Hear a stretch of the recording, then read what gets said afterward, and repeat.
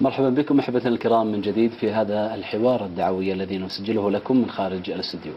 نسعد بأن يكون ضيفنا الشيخ عصام عبد الرزاق، وهو مدير الدعوة في مكتب الشفاء لتوعية الجاليات. أهلا وسهلا بكم. يا أهلا وسهلا، يا مرحبا. كذلك نرحب بضيفنا الآخر وهو الأخ جون.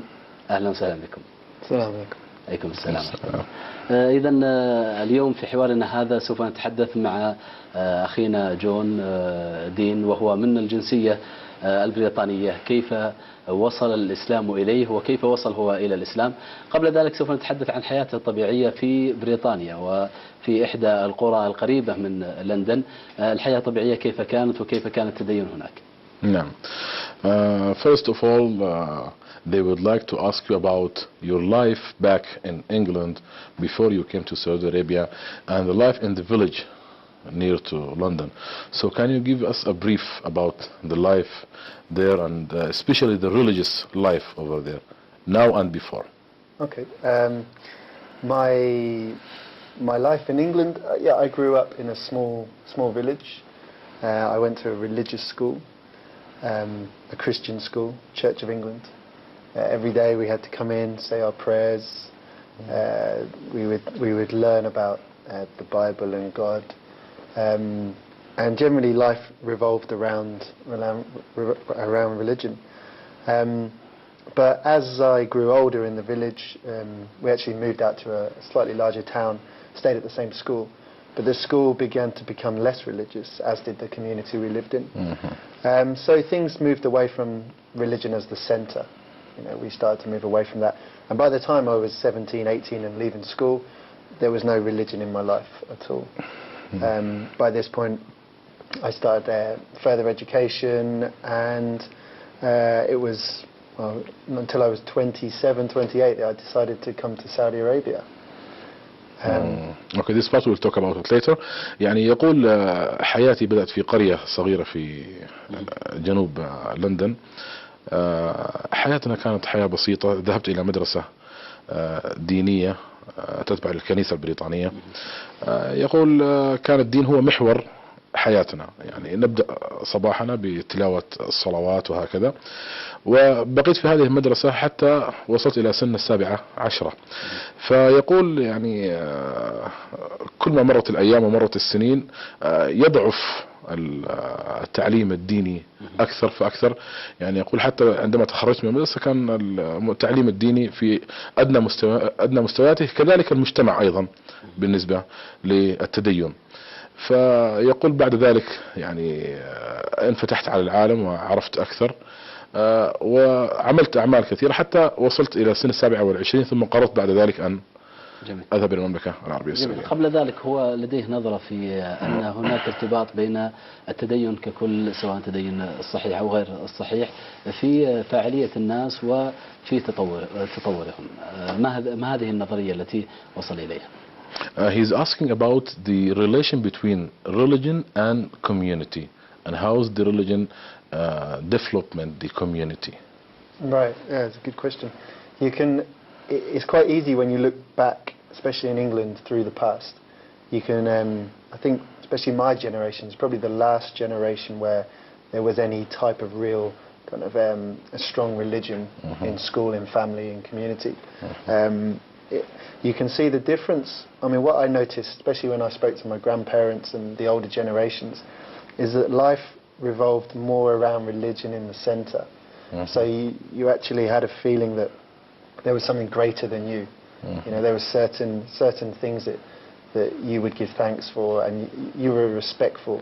And by having this religion that started in the family and then the school, generally what you found is it spread out into society. Yes. And the whole of society was more respectful as a whole. Which will create, you know, like a moral and all this stuff in the society. نعم، هو يقول الدين يعني مهم جدا في المجتمع وفي تكوين المجتمع وفي تركيبة المجتمع. فهو يقول أن يعني الدين عندما يكون موجود في العائلة ينتقل إلى المدرسة، ينتقل إلى الشارع، وبالتالي ينتقل إلى كافة المجتمع. الدين يوجد الفضائل والأخلاق، ولذلك تسمو وتترقى وتتطور المجتمعات بوجود الدين، فلا يمكن أن نفصل الدين عن حياتنا. فيقول أنا أعتبر نفسي من أواخر الجيل الذي نشأ في بريطانيا على التدين. نعم. ولكن الآن قلت هذه الأمور أو لم يعد لها وجود الآن التدين أو هذه الأمور في بريطانيا. جميل. لنا عودة لهذا الحديث وهذا الكلام وهذه النظرية المتقررة عند الكثير، ولكن كون أنها تتقرر عند أخينا جون حتى قبل إسلامه وبعد إسلامه ازدادت هذه الصورة وضوحا. بودنا نتحدث الآن عن نظرة الإسلام قبل أن يدخل الإسلام، وهي النظرة التي من خلالها إما أن يجد صعوبة في الدخول الإسلام أو أن يدخل الإسلام طوعية. They are asking now about your opinion about Islam before you enter Islam or before you know about Islam. Right. Yeah. Before I understood Islam, because we're not taught very much at school about any religion. Yes. Even our own, even when we were at school, our own religion was Christianity. We weren't really taught that much about it. So you don't have a good understanding, a good grounding for any other religion. Also, you have a lot of negative images being portrayed on television, in the media. Generally, the news, when it focuses on Islam, will be on some type of negative image of Islam. يقول بأن يعني هناك التعليم الديني في بريطانيا ضعيف جدا بالنسبة للأديان الأخرى، وأيضا بالنسبة حتى لديننا الدين النصراني أيضا لا نتعلم كل شيء ولا نعرف كل شيء، يعني لا ينالون كفايتهم من التعليم الديني. لكن بالنسبة للإسلام إضافة على هذا أن هناك يعني تعرض صور سلبية عن الإسلام بالنسبة للإرهاب والعنف مرتبطة بالتدمير وبالتكفير وبأشياء كثيرة. هذه الصورة هي الصورة التي نحن نشأنا عليها. جميل. هو دخل الإسلام هنا في المملكة العربية السعودية. نعم. ولكن ما هي قصة وجوده في المملكة أو سفره من بريطانيا إلى المملكة؟ Yeah, the story. How did you came from United Kingdom to Saudi Arabia? By chance, really. I was running my own business in England. Yes. I work in the health industry, so I had a set number of clients, and I just decided one day that I wanted to change. I just had this feeling that I needed to get away from my country and also make a change in my life.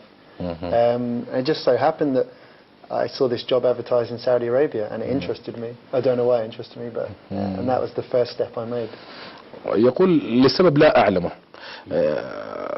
قررت أن أغير حياتي فأترك إنجلترا وأذهب إلى أي مكان آخر وأبدأ حياة جديدة. فيقول على الإنترنت وجدت في أحد المواقع عرض من أحد الشركات في المملكة العربية السعودية، وقلت أجرب وأذهب وأرى عالم جديد وغير نظرتي. إذن هو توفيق من الله عز وجل قبل هذا. نعم وذاك. الحمد لله. هو يعني تخطط أو مرحلة معرفته بالإسلام قبل أن يدخل المملكة العربية السعودية كانت أكثر من 27 سنة، لكن عندما نزل إلى المطار ودخل للمجتمع السعودي هل تغيرت الصورة أم أنها تبقت في ذهنه لمدة أطول؟ هذا هو ما أخبرني به. يعني يقول 26 أو 27 سنة نرى فيها في الإعلام ونتعلم فيها عن الإسلام بأنه دين عنيف وأنه دين ظلم وأنه دين لا مساواة فيه ودين إجحاف ونعم. لكن يقول عندما وصلت إلى المملكة العربية السعودية ودخلت في المجتمع السعودي، يقول منذ أن التقيت أول شخص وتعاملت معه وجدت يعني روح المحبة وروح التسامح وحسن المعاملة. يقول يعني أثرت فيني جدا، ففي ثواني ما بني وتراكم وترسب خلال 27 28 سنة انهار في لحظة واحدة، وأدركت بأن هذا كان ظلم فقط من الإعلام له. قبل أن ننتقل إلى الفاصل الذي سوف يكون فيه تقرير عن هذا المشروع الذي يقيمه مكتب جاليات الشفاء بالرياض وهو مشروع علمني الإسلام، كان الأخ جون هو أول الثمرات لهذا المشروع. كيف تعرف جون على مشروع علمني الإسلام؟ المشروع مشروع ادعوني للإسلام. مشروع ادعوني للإسلام مشروع أطلقه المكتب التعاون للدعوة وإرشاد الجاليات في الشفاء. في البداية أطلقناه ب15 لغة مختلفة، وهو أن على الشخص كي نتواصل مع الأشخاص الغير المسلمين أو المسلمين أصحاب عقائد منحرفة عن طريق الاتصال. فكل ما عليك إذا كان الشخص يريد أن يصبح داعية إلى الله سبحانه وتعالى أن يرسل لنا رقم الشخص الذي يريد أن يدعوه، يعني قد تقف اللغة عائق أمام كثير من الناس في الدعوة، فيرسل رقم الشخص الذي يريد دعوته إلى الله سبحانه وتعالى، ونحن من دعاة المكتب نقوم بالاتصال على هذا الشخص ودعوته إلى الإسلام وتعليم الإسلام. جوني حقيقة كان في الشهر الثاني من انطلاق مشروع ادعوني للإسلام، يعني كان من أوائل الناس الذين أسلموا في مشروع ادعوني للإسلام ولله الحمد. جميل جميل. إذا كان أحد الدعاة أو أحد همزات الوصل بينكم وبين مثل هؤلاء الإخوة هو أحد الإخوة الذي أرسل بالرقم. نعم. ومن ثم تفاعل معه أحد الدعاة وأشهر إسلامه. نعم. مشروع عظيم وجبار، نسأل الله عز وجل لكم التوفيق. فاصل يسير ثم نعود لمواصلة حديثنا عن هذه القصة من قصص الإسلام. فلنسر يا صحب رفقا إنما نحن هدى، إنما نحن هدى، إنما نحن هدى.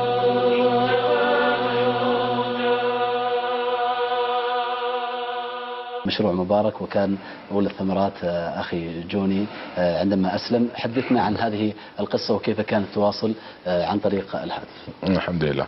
الحقيقة جوني هو واحد من الناس يعني قصة إسلامه اقتنع بالإسلام بعد أن حضر المملكة ورأى التعامل وهكذا.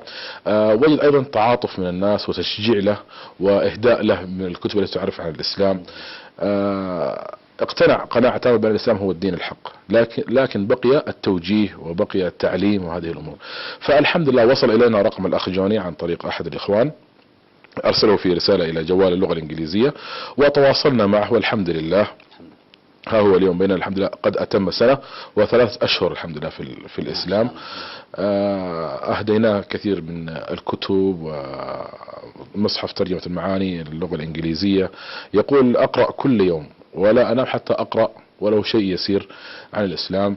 الحمد لله أسلم على يديه الآن شخص من إنجلترا وآخر من إيرلندا. جميل. أنا أريد أن يحدثنا الأخي جوني عن يعني مرحلته الجديدة وتجربته في الدعوة إلى الله عز وجل من خلال هذين الشخصين الذين تابع معهما الدعوة إلى الله عز وجل حتى أسلم على يده. Alhamdulillah.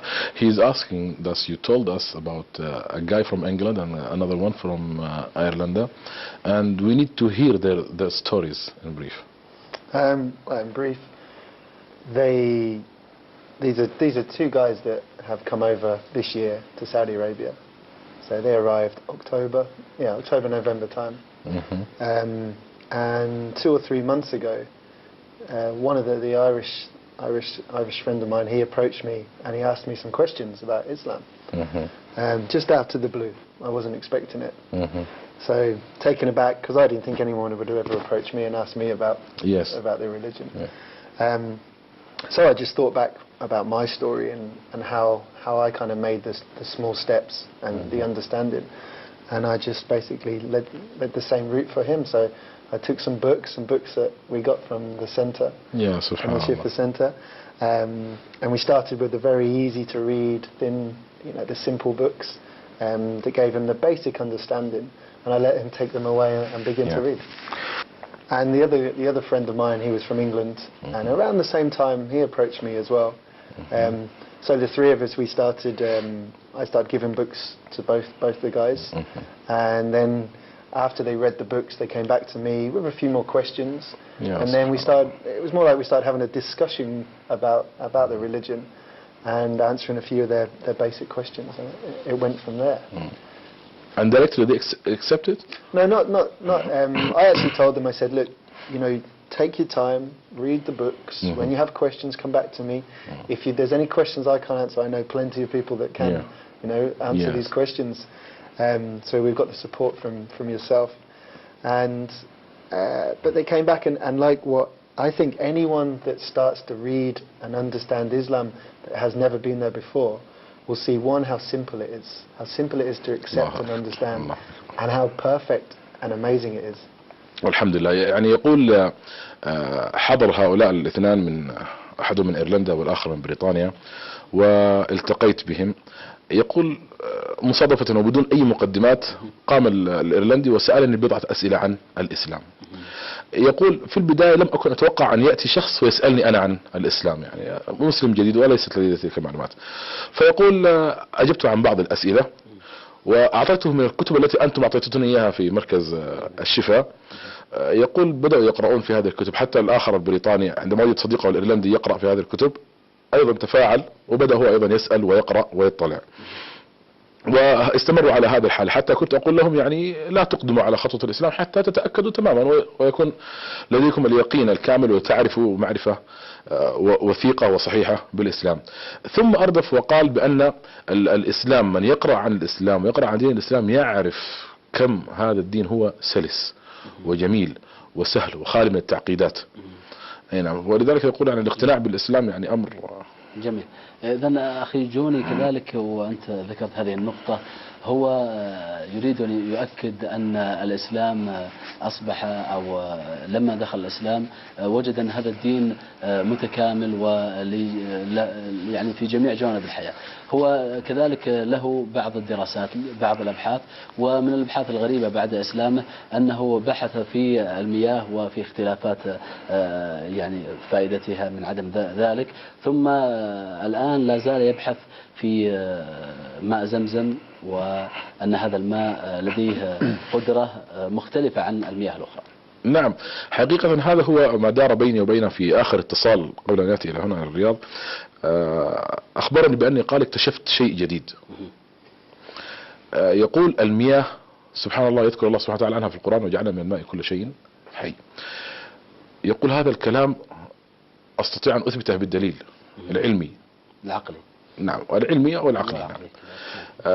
يقول المياه لها طاقة، والمياه تختلف، ولكن أفضل ماء على الإطلاق وأفضل مادة موجودة في الطبيعة تساعد على نمو الخلايا والتئام الجروح الداخلية والخارجية هو ماء زمزم. سبحان الله. نعم. لكن طبعا هذا البحث قد يستمر إلى سنوات. يقول لأن كل مرة أكتشف شيء جديد وأقارن مع أشياء أخرى، لكن يقول أنا مندهش جدا ويعني سعيد جدا بالبحث كبداية وكنتائج أولية حصلت عليها من خلال هذا البحث. النتائج الأولية هذه التي تحصل عليها، هل كان لها انعكاس على حياته، على التزامه بالإسلام وثباته عليه؟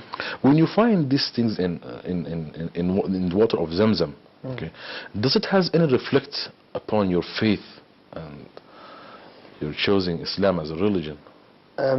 It makes you more confident. Yeah, exactly. But it's one of those things which I think is why Islam's so not addictive, but it makes you want to learn more, because you constantly find something new that shocks you and excites you. So the more you read and research and look into and talk to people, the more you come across something. And what's really amazing is that generally I'm sure that, you know, I'm researching and I'm interested in health, so I'm finding things in Islam that are helping me make my profession better and help people become healthier. So Zamzam water was one of those things. سبحان الله.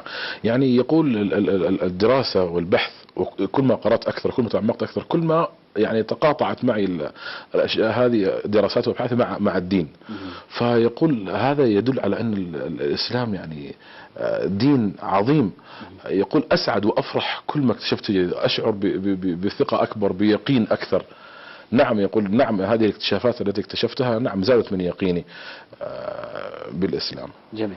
لو نتحدثنا عن هذا البحث لا أخذ منا وقت طويل، وهو بحث جميل بدأ هو فيه، وبدأ يرى هذه النصوص التي أتت في الشرع الحكيم ويطبقها على هذا العلم الذي أوتي في مجال الصحة وغير ذلك. نحن لا نريد أن نطيل في هذا المجال، نعود إلى أهله وإلى تقبلهم للإسلام بعدما أعلن إسلامه وعمل أو أدى أول عمرة في حياته. بعد ذلك كانت له زيارة لأهله، كيف كانت ردة الفعل هناك؟ Yes, he's asking about the reaction of your family when you go back to them and you are converted to Islam, and also about your reaction also when you go to Mecca for Umrah. Oh yeah. My family, I mean, there was no problem with any of my family. Very easy going, they trust me, and I guess it's if you lead if you lead a good way, if you lead a good life and you do the right things, and then people see why you're leading that life, they have no problem with it. You know, no one can say what I'm doing is wrong, because what I'm doing is right. Is right. And everything in your life is going right. Yeah. يعني يقول إذا كان كل شيء في حياتك مستقيم فلماذا يمانعون؟ جميل. لا يوجد لهم سبب للممانعة. ولكن أيضا أخبرني بأنه عندما كان عائد إلى إنجلترا يعني أخبر أهله بأنه قادم، فوالده قال أنا أعددت لك مفاجأة. فكانت المفاجأة أن والده عن طريق الإنترنت حدد اتجاه القبلة. ما شاء الله. نعم. فعندما ذهب قال له لن تتعب الآن في أنك تحدد مكان القبلة، قد حددته لك وهذه مفاجأتي لك. ما شاء الله. نعم. فكان تقبلهم تقبل جميل يعني من والده ومن عائلته. Remaining the Umrah, how did you feel when you visit Mecca for the first time? At first I didn't realize how beautiful it would be there, how amazing the actual buildings were. Really very impressive, like just being in Mecca itself. I really liked Mecca. And then once we reached the Kaaba, you know, this is something you'd only ever seen on TV or in the big photographs, and I was nervous, and I saw lots and lots of different people, and you know, I didn't expect what I was seeing, and my friend just took me by the hand, and we started circling the Kaaba. Yes. At first I was a little bit tense. Keeping aware of what's around me, trying not to bump into people. Yes. And but then by 2 or 3 circles around the Kaaba, it became very normal. It became more than normal. I became so relaxed and almost like I was floating on air. All the noise went away. Amazing, a really amazing feeling. يعني يقول مكان جميل ومكان رائع، وشعرت فيه يعني بروعة وعظمة المكان هذا. يقول كنت في البداية متوتر قليلا، وعندما بدأنا الطواف على الكعبة يقول كنت متوتر وأخاف أني أصطدم مع الناس أو شيء من هذا القبيل. لكن يقول مع الطواف الأول والثاني ثم الثالث، يقول بدأت أنسجم معهم، ويقول شعرت وكأني أطير ولس يعني نعم، أو شعرت كأني أسبح أو أطفو على شيء ما. فيقول ارتحت وشعرت بشعور جميل جدا ومريح جدا هناك. جميل. نسأل الله عز وجل أن ييسر لك أداء فريضة الحج بمشيئة الله تعالى. اللهم آمين. اللهم آمين بإذن الله سبحانه وتعالى. نعم، المكتب الحمد لله أيضا ينظم رحلة حج سنوية الحمد لله، ولعله يكون أيضا من ضمن مجموعة الحج. من الأشياء التي أيضا أود أن أضيفها مما ذكره لي الأخ جوني، ذكر لي أنه في منزلهم هناك صورة قديمة لجده وجدته، وأن جدته في هذه الصورة ترتدي فيها الحجاب. عجيب. وهي على النصرانية. وهي على النصرانية نعم، ولكنها متغطية رأسها. فيقول فسألته قلت له هل جدتك راهبة؟ لأن أنا أعرف أن الراهبات الآن يرتدون غطاء للرأس. فقال لا، ليست راهبة، ولكن الديانة النصرانية تنص على أن المرأة يجب أن لا تكشف شعرها ولا جسمها. فقلت له سبحان الله، وماذا حدث الآن؟ قال حدث انسلاخ فقط من الدين ومن التعاليم. فنعم، هذه رسالة الأديان السماوية. نعم، أن رسالة واحدة. نعم. الدين الحق، الدين الحق نعم، هو الإسلام. وما تبقى من بعض الديانات هناك الأمر بالحجاب والأمر بالتسامح والأمر نعم. بالصلاة والصيام وغير ذلك، انسلخوا منها جميعا ولم يتبقى منها شيء إلا وهذه العواقب نتيجة انسلاخهم عن دينهم مرحلة بعد مرحلة، هذا ما وصلوا إليه. ولذلك هذه رسالة لكل من ينادي بأن ننسلخ من ديننا وأن نخرج وأن نعطي المرأة وما إلى ذلك. فلا ينفع، هذه ستكون النتائج، وهؤلاء أقوام سبقونا ورأينا ماذا حدث لهم. فالله بالتمسك بالدين. هذا إذا في ختام هذه الحلقة كلمة أخيرة من أخي جوني دين لإخوته المسلمين، وهو يعيش في سنته الثانية من حياته الجديدة، حياة الإسلام، بعد أن أشهر إسلامه عن طريق مكتب الدعوة بالشفاء، مع أن أخي جوني يسكن في جدة، ومع ذلك كان هناك تواصل عن طريق الجوال وأتت الثمرة ولله الحمد. كلمة أخيرة بهذه المناسبة لأخوتك المسلمين. Now you are in the second year in Islam, so what you would like to say to your brothers in Islam? Wow. I think I still, what the first thing I said, I think when we first met and you asked me if I had a message for anyone here, and I said the most important thing in Islam, and the reason that I became a Muslim is because I saw people leading by example, people doing the right thing, a good thing, and despite all the information you're told on TV, on news, on movies, if you see someone doing something good and leading a good life and you're impressed by this, you want to ask more questions, and this will lead people to Islam. This shows Islam in the right way. So I take my own advice, and I try and be as balanced and as straight as I can, and try and follow the guidance that we're given. And my message to everyone is, you know, I'm completely grateful for what I've been given, and I just hope everyone else continues to lead the life that I saw when I first came here. اللهم امين اللهم امين. يعني يقول هو ما وجده من الناس في لحظه قدومه الى المملكه، وكانوا سبب في دعوته بصوره غير مباشره، ويرى تاثر الناس بالشخصيات الجيده وهكذا، واسئلتهم ومتابعتهم لهم. يقول هذا امر جميل، وهذه من الاسباب التي جعلتني ادخل في الاسلام. فلذلك نصيحتي للناس ان يتمسكوا بهذا الدين، وان يتبعوا، وان يتعلموا عنه اكثر، وان يدعوا الناس اليه بشكل المثال، ان يكونوا هم كامثله على الإسلام، ليقدموا صورة جيدة عن الإسلام. جميل. في ختام هذا اللقاء نشكركم أخي جوني دين من الجنسية البريطانية ومسلم جديد له ما يقارب السنتين أو السنة والأشهر في الإسلام. كذلك نشكركم الشيخ عصام عبد الرزاق، وأنتم تديرون الدعوة في مكتب الشفاء بمدينة الرياض. شكرا لكم على هذه الاستضافة والحديث عن قصة الإسلام أخي جوني، وعن مواقفه الدعوية بعد ذلك. شكرا لكم. مرحبا، شكرا لكم، جزاكم الله خير. أنتم أحبتنا الكرام، لا زال لدينا لكم الكثير من الفقرات في برنامج هدى، فتابعونا، ونحن بالجديد والمفيد بمشيئة الله تعالى نتواصل معكم. فلنسر يا صحب رفقا، إنما نحن هدى، إنما نحن هدى، إنما نحن هدى.